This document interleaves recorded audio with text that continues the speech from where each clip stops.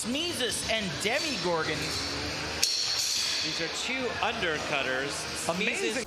What? Why Smeezus is so much bigger is because it has unconventional locomotion. This is a 45-pound robot from Smee Captain Joe Fabiani. What? But you know, these interesting kind of 4 hole saws, essentially, these 3D printed hole saws, really are taking this abuse from Demigorgon, and they refuse to quit. What?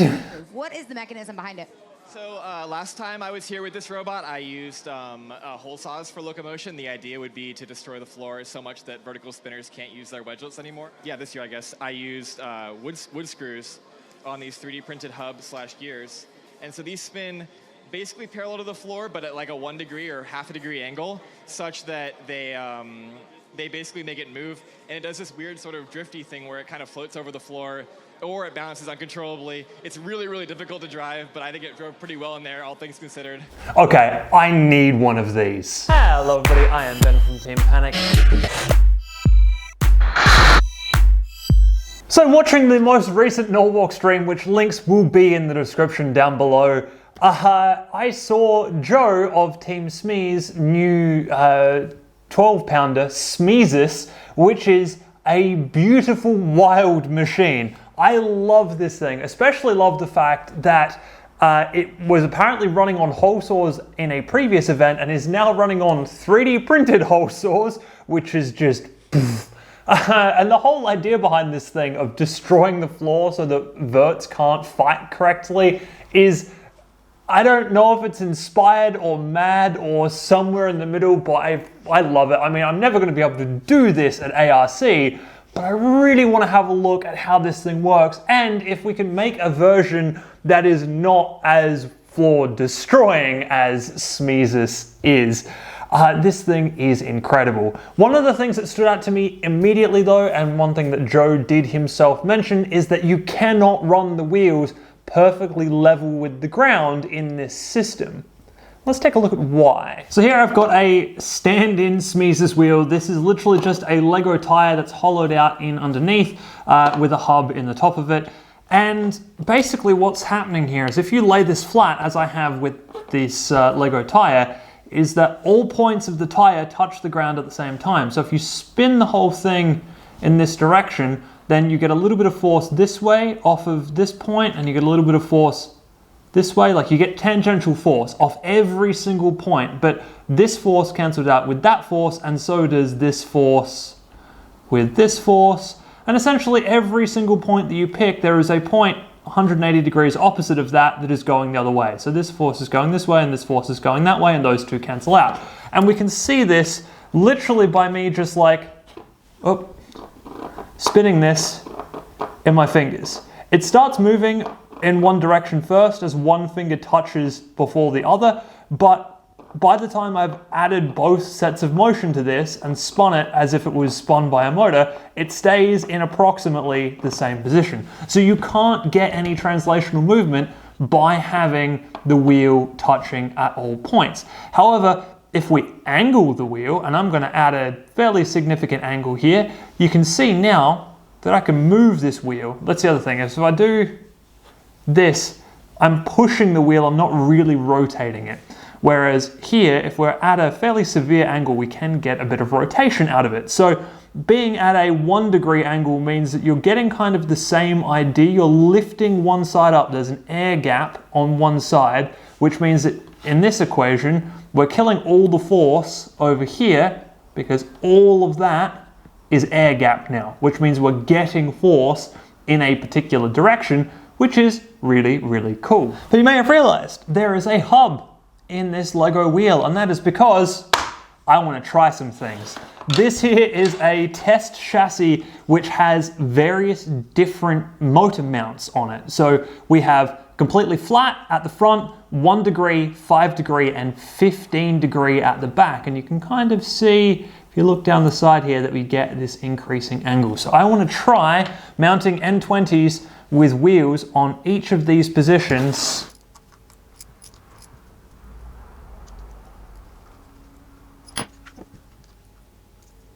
But we now have everything set up to do the flat run. and then after this we'll step up through the stages. But of course, just as a bit of a teaser for later, we can't leave this at Lego wheels. So I have some other wheels that we'll set up again after we've tested out this particular setup. So let's hopefully get everything powered on and working and see what we get. Huh. Okay, so it does move. I was wrong about that. It is just completely uncontrollable. I also might need to tape this battery down. Because if I push forwards, we spin in the circle like that. But then, if instead of pushing forwards, I push left. Whoa, actually, okay, interesting. We go somewhat in a straight line. I need to set the camera up a little bit further back because what? This is working? Yeah, this is wild. Okay, so for whatever reason, what is happening right now, and I'm gonna try and show this on camera if I can. If I go one stick, like if I go left, I get mostly kind of forwards, and if I go right, I get mostly kind of backwards here, or one way or the other. Anyway, trying to turn, which is actually turning the motors the same direction, is giving me forwards and backwards motion, and doing what I thought and doing what you would normally do to drive, and driving forwards or backwards turns the motors in opposite directions to each other, which is how you drive when you're driving normal tank steering. But this turns the robot on the spot, which is interesting. Yeah, and again, going left or right mostly drives forwards or backwards. There is a little bit of curve to it, which is kind of to be expected. It's going in an arc in the direction that the wheels are turning, but that is interesting. Okay, it is time to load up into the 1 degree section and try again. Let's take a look here. Huh, so left and right is still forwards and backwards. A little bit more controlled, I want to say. Whoa, actually no, sorry. Forwards and backwards is now forwards and backwards. In a big way. Yeah, no, everything is some combination of forwards and backwards. I cannot turn. If I try, so we're gonna just throw the stick left. We get... This is... What? Come back onto camera. So driving forwards and backwards works just fine, kind of. We kind of go at a diagonal, but it does work. And then, yeah, turning left and right doesn't spin on the spot. Oh, no, there we go. Now we've got a spin on the spot. That's interesting. Can I get... Nope. Okay, so when you try and spin on the spot, you get like some combination of spin on the spot and drift, which is just like super odd. I don't think that these wheels are sitting on the ground exactly right, because they do seem to get different levels of grip, which could be messing with the output of this thing. But of course, you're never going to get perfect levels of grip in the arena either. So, oh man, this thing is honestly just the weirdest thing to drive that I've ever tried to drive, because going straight is basically not an option. It's very, very odd. Okay, I need to move up. We need to try the 5 degrees. The angle to the ground feels a lot nicer here. So, oh, we can drive. Would you look? Oh, and we can turn. Okay, so 5 degrees is where you get some level of controlled movement out of this thing. That is interesting, especially as I haven't really got the skid set up perfectly on the front here, so it's actually not quite at 5 degrees, but it seems like the angle that we've got set up is actually working for this. Huh. I still need to keep it in camera though. That would be a good idea, considering that's what you're here to see. And wow, it spins really well.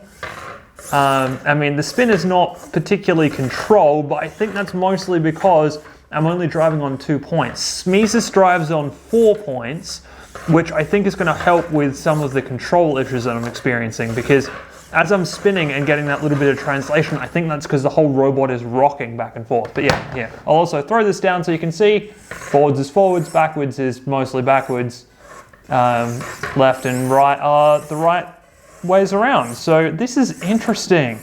We definitely need to do the 15-degree test. Kind of hopeful that this will do better than the previous tests, actually, because we've got more in here, essentially, or we've got more angle here. So this should be driving closer and closer to being an actual set of wheels, which would be really, really cool to see. I'm just trying to get my skid to the right height. It's a bit better. All right, here we go.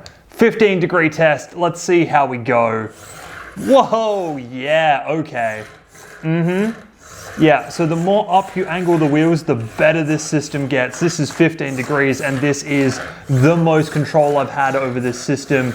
And also, it's the coolest it looks too. I just took a photo with my phone, and I'm gonna put that on screen here in half a second because it looks awesome. I love this at 15 degrees. It is very, very cool and so much more controllable than it was at 1 degree or 5 degrees even. This is just great. Look at it go. But this is not kind of what Joe had in mind when he was designing this thing. In his own words, he was trying to design something to destroy the floor. So I guess it's time, now that we know that 15 degrees works really well for the tires, it's time to try and destroy a floor and see if 15 degrees still works really well.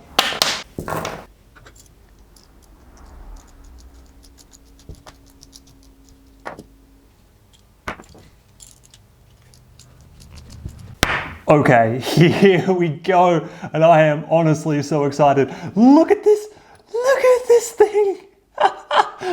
Oh, this is just pure insanity. We've obviously started at the flat 0 degree angle here, and I've got a spoil board. This is just, wood that I don't care about, that I've painted a nice little blue paint on, mostly so that we can see what damage, if any, gets done to this surface while we're messing around with the robot. This is a case of hands and feet inside the vehicle, because once this thing is live, we are not touching it anymore, because that's probably a bad idea. All right, 3, 2, 1. Holy, okay, it moves. Cool. It's moving similar to the wheels on this angle in terms of left and right go forwards and backwards. We're getting minor scratches. They're very, very faint and hard to see, but we are getting some scratches in the floor, like in the actual ground here. And yeah, we're getting the same motion type that we got out of the flat wheels, which is interesting, although these don't have as much grip because of course we're using screw heads and not using tires, which is interesting. Okay, up we go. I think we're gonna jump straight up to the fire. Oh no, we're gonna do all of them. We're gonna go to the ones. Here we go, 1 degree.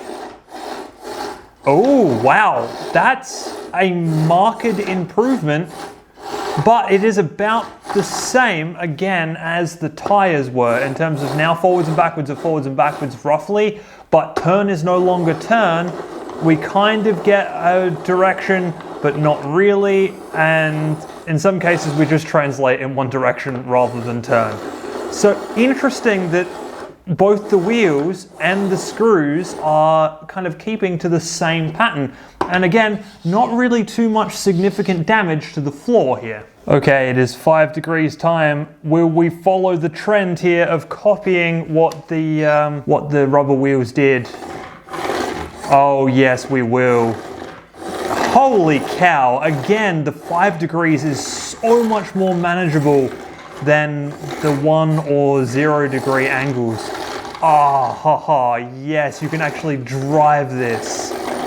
Oh, yeah. Oh, it makes a hell of a racket, but that is very, very drivable and very controllable. I'm driving on screws at a 5 degree angle and it works. What is just... Oh, this is honestly amazing. I'm so glad I caught some of the Norwalk stream because this is just bonkers. Okay, here we go, 15 degrees. If the wheel tests hold up, then this is gonna be our most successful test. Let's give it a go. Oh yeah. Oh yes. This again, just way better controlled. Better grip too, I think, actually. Like this is just, like I can put this anywhere I want it to go at this point. That is awesome. Like, what? This shouldn't work. Like, this should not work this well. Why?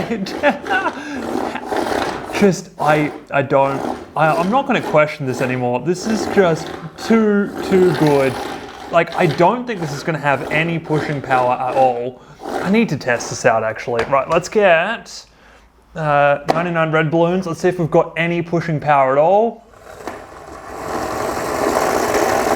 Oh, we've got some pushing power. That is surprising. Ha! And, oh, interesting. By pushing, we're doing more damage to the floor as well. Interesting. That is very cool. So, obviously, in Joe's case, Joe's built a 12-pound version of this. He's going to be doing a lot more damage to the floor because it seems like the more weight you're putting on these points, the worse it digs in, or the more it digs in, I guess, the worse the damage is. I don't know what worse, better, whatever. It doesn't matter. You do more damage if you've got more weight over top of your screws. But yeah, holy cow, the difference between driving at 1 degree, like 0 degree, 1 degree, and 15 is immense. Even 5 degrees does a lot for you, but 15 degrees is really, really cool. I think realistically, if you wanted to do this and get the weight bonus, it would depend on whether Norwalk thinks that 15 degrees still constitutes the shuffler weight bonus that Smeezus is allowed. Because obviously, if it's not, then you would want to do this essentially. But oh, this just oh, I really like this. This is just honestly too much fun to drive, and the sounds that come out of this are kind of insane. Oh yes, just yes.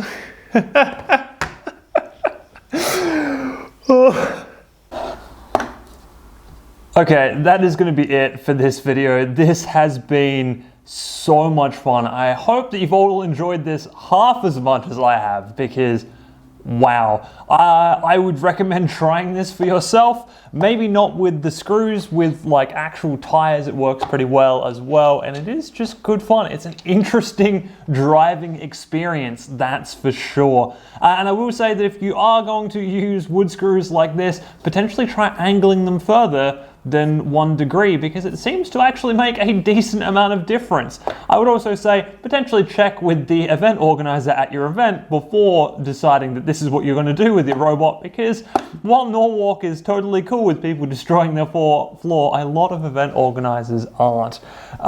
Yeah, this is just... it's one of the most ridiculous things I've ever made, and I love it to pieces. Yeah, like I said, I hope you've all enjoyed this one, and I will see you in the next video.